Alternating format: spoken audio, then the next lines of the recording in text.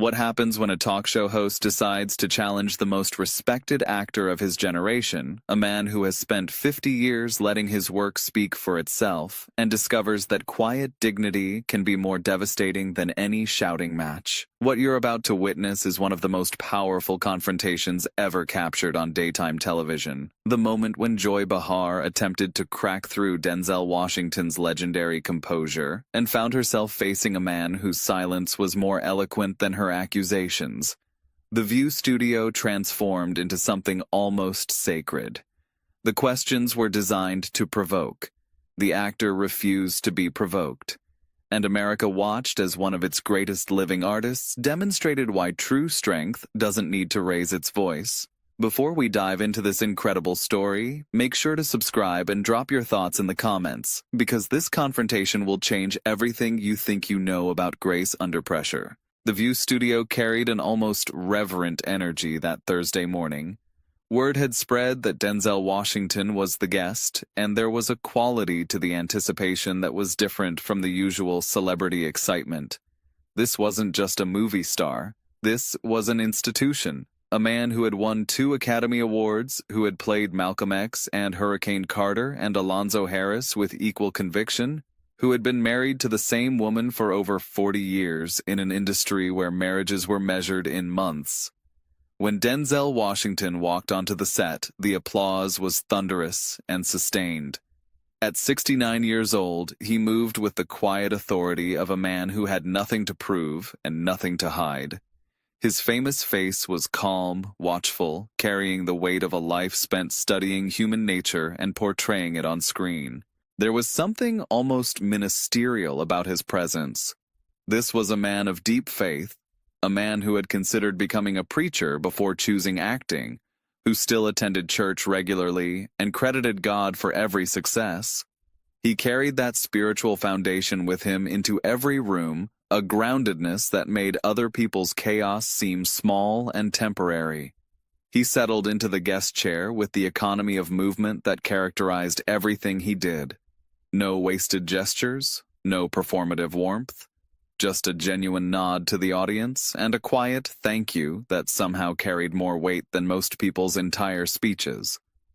Whoopi greeted him with obvious respect, one legend to another. Sarah Haynes seemed almost nervous in his presence. The audience was hushed, as if they sensed they were in the presence of something rare. Joy Behar, however, sat in her chair with that familiar expression, the one that suggested she had decided to treat this interview differently than his presence might warrant. "Denzel, welcome to The View," Whoopi began. "It is such an honor to have you here. We want to talk about your incredible career, your legacy, everything you've given to American cinema." "Thank you, Whoopi," Denzel replied, his voice carrying that distinctive rich baritone that had made him one of the most recognizable voices in film. "I appreciate the invitation. It's good to be here." Then Joy leaned forward, and the atmosphere shifted. "So, Denzel, let's get into something real," Joy said, her voice carrying an edge that made the other hosts exchange glances. "You've had this legendary career, 2 Oscars, countless iconic roles. But let's be honest about something. You won your first Oscar playing a slave, and your second playing a corrupt cop. Some people would say Hollywood only rewards black actors when they play degrading roles. What does it say that your biggest recognition came from those particular characters?" The question was clearly designed to force Denzel into either criticizing Hollywood or defending roles that could be characterized as problematic. The studio fell quiet, but Denzel simply looked at Joy with an expression that was almost curious, as if he was studying a specimen. "That's an interesting way to frame my career," he said slowly. "Let me offer a different perspective. In Glory, I played a man who fought and died for freedom, a man who refused to accept the limitations others placed on him, a man of dignity and courage. If you only see slave when you look at that role, that says something about how you see things, not about what I did." He paused, letting that land. And Alonzo Harris in Training Day wasn't just a corrupt cop. He was a complex human being. Brilliant, charismatic, ultimately tragic. Shakespeare wrote villains too. Are we only supposed to play heroes? Is that the limitation you'd put on black actors? That we can only be noble and simple? Joy seemed momentarily thrown, but recovered quickly. But don't you think there's a pattern in Hollywood? Black actors winning for certain types of roles while being overlooked for others? There are patterns everywhere, Denzel replied calmly. But I've played lawyers, coaches, journalists, pilots, gangsters, historical figures, fathers, brothers, sons. I've directed films. I've produced films. I've done Broadway. If you want to reduce my 50-year career to 2 roles because those are the ones that won Oscars, that's your choice. But it's not accurate. He looked around the studio. I've been blessed to work consistently for 5 decades. How many actors of any color can say that? I don't focus on what I haven't received. I focus on the work. The work speaks for itself. Joy shifted tactics. Let's talk about your personal life then. You've been married to Pauletta for over 40 years. That's remarkable in Hollywood. But some people wonder if it's really possible to have that kind of relationship in this industry, or if it's more about maintaining an image. Denzel was quiet for a moment, and when he spoke, his voice was different, quieter, more personal. My wife is the greatest decision I ever made. Not my career, not any role. Pauletta, she's been my partner, my best friend, my foundation for over 4 decades. We've raised 4 children together. We've been through everything together. He looked directly at Joy. I'm not going to sit here and try to convince you my marriage is real. It's real to me. It's real to her. It's real to our children. If you want to believe it's an image, that's your business. But I'd encourage you to look at your own relationships before questioning someone else's. The gentle but pointed rebuke landed with weight. Joy's face tightened. I'm not questioning your marriage.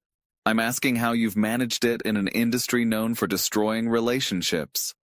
By putting God first, family second, and career third, Denzel said simply.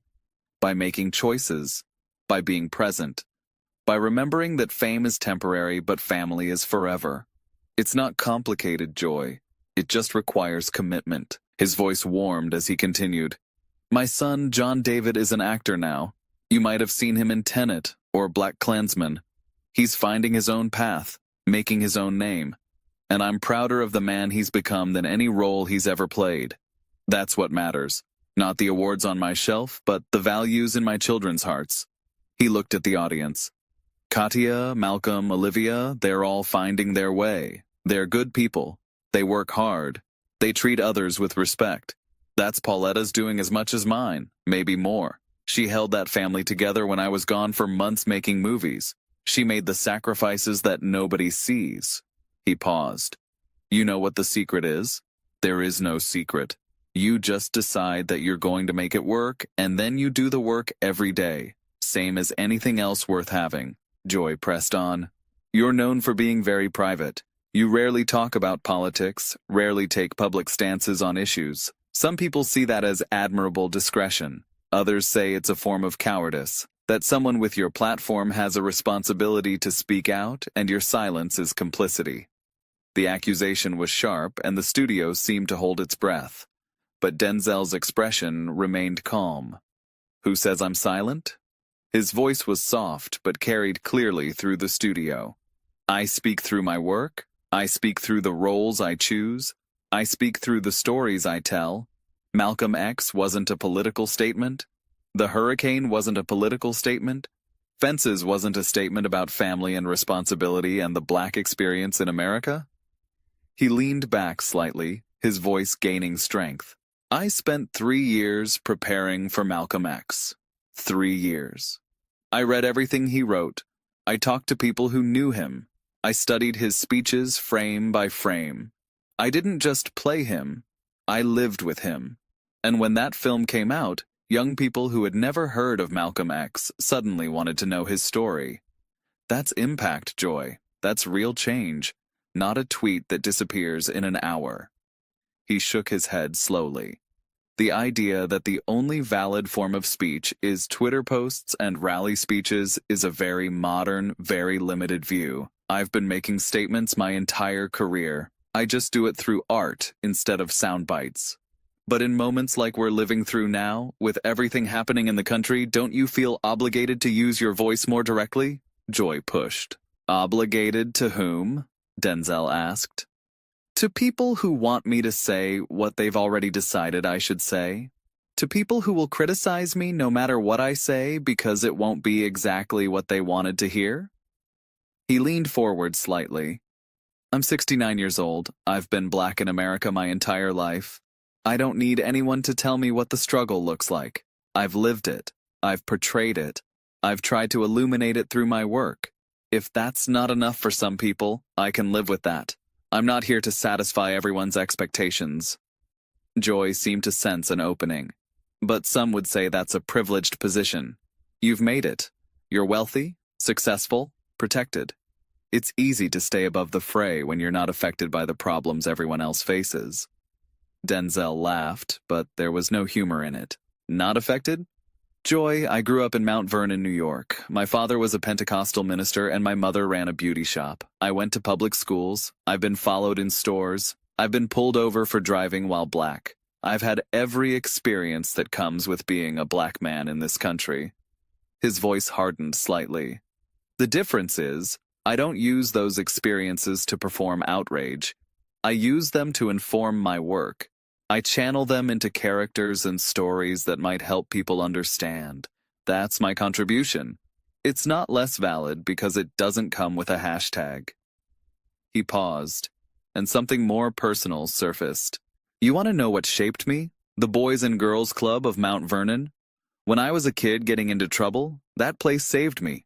Gave me structure, gave me mentors, showed me what was possible.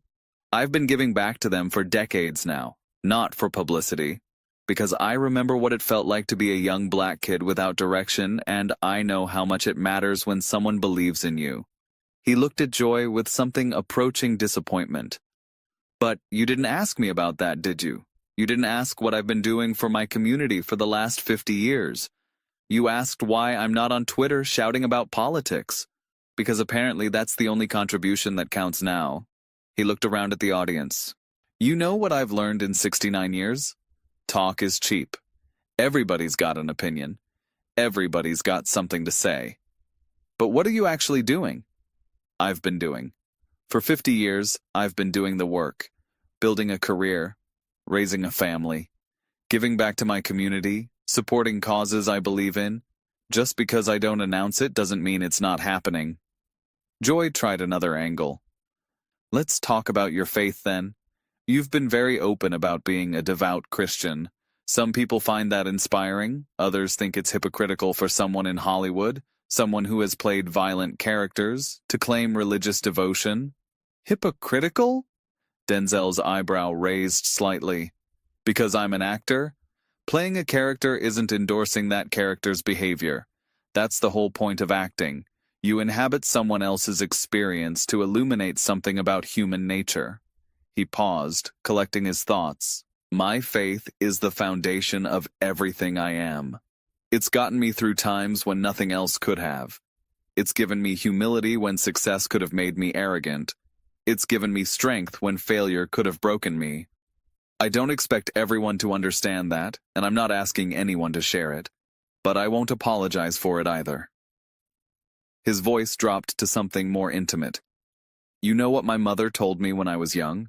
She said, "Son, man gives the award, but God gives the reward." I've never forgotten that. The Oscars, the accolades, the recognition, that's man giving awards. But the reward is waking up every day with purpose. Having a family that loves me. Being at peace with who I am and what I've done. That comes from God. He paused, and something deeper surfaced in his voice.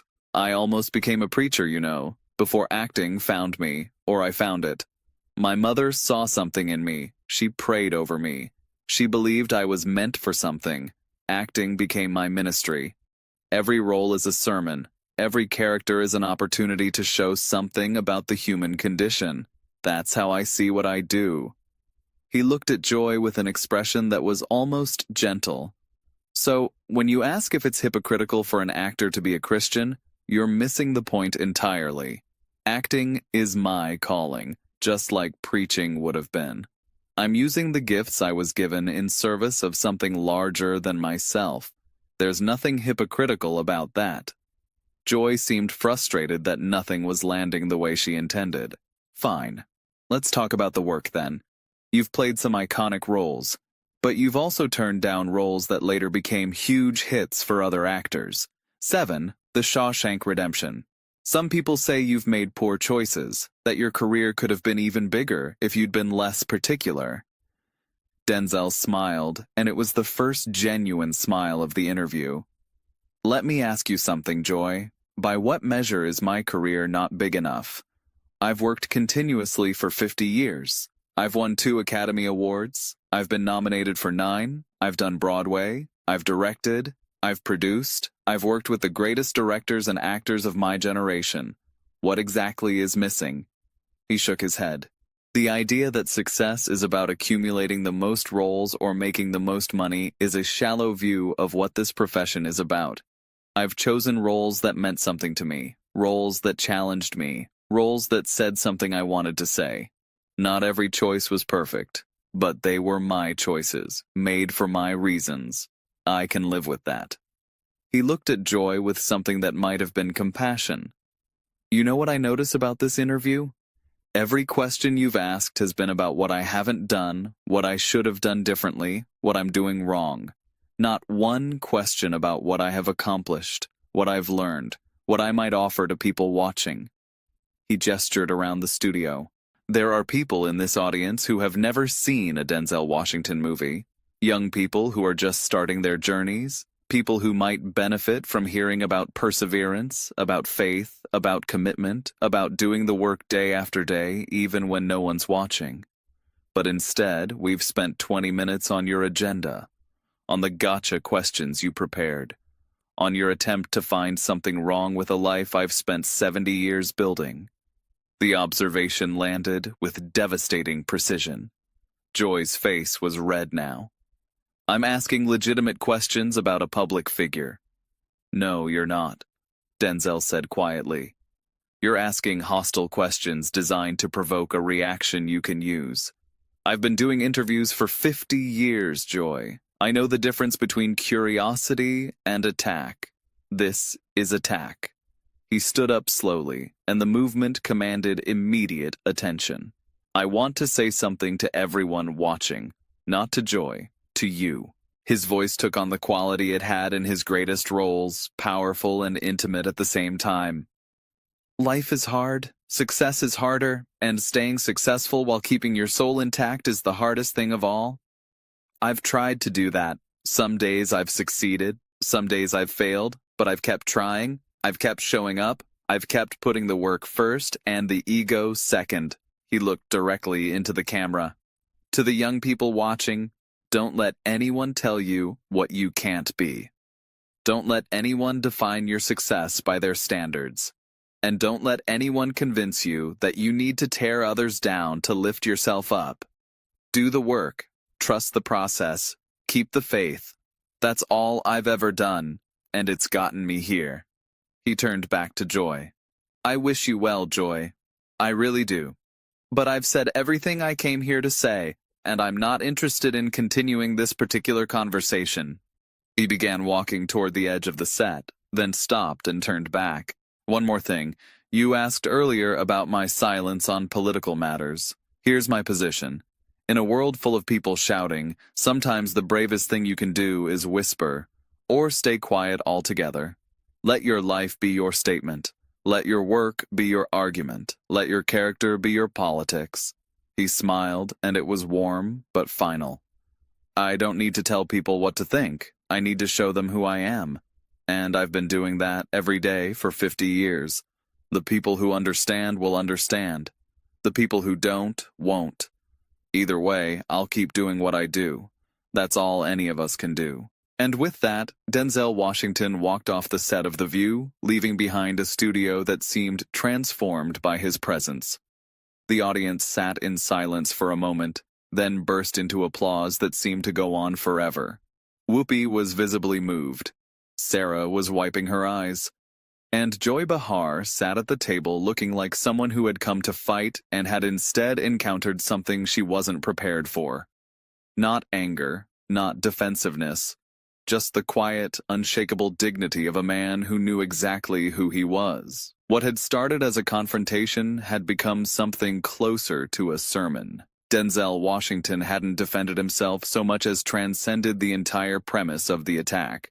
He had shown that the best response to provocation wasn't counterattack, but elevation, rising above while somehow lifting everyone else with him. The aftermath of that interview would be discussed for years, not as a fight that Denzel won, but as a masterclass in how to handle hostility with grace. He hadn't destroyed Joy Behar. He had simply made her questions seem small compared to the life he had lived. And in doing so, he had reminded everyone watching why he was considered not just a great actor, but a great man. For those who had watched him bring Malcolm X to life with such fire and conviction, who had wept as Reuben Carter fought for his freedom, who had been both repelled and fascinated by Alonzo Harris, there was something deeply moving about seeing the man behind those characters. He was quieter than his roles, gentler, more grounded. But underneath that gentleness was the same steel that made his performances unforgettable. That was the real Denzel Washington.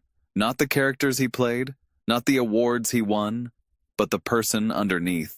A man of faith, family, and quiet conviction who had spent 50 years proving that you don't have to be loud to be heard. And who, on that morning, had proven it once again. Some would later say that Joy Behar had been outmatched from the start.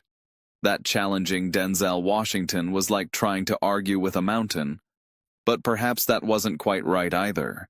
It wasn't that he had won an argument, it was that he had refused to have one.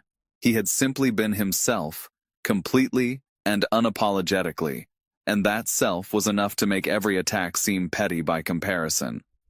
What do you think about this incredible confrontation? Was Joy Behar out of line, or was she just doing her job? Drop your thoughts in the comments below, and make sure to subscribe for more stories that will absolutely leave you speechless.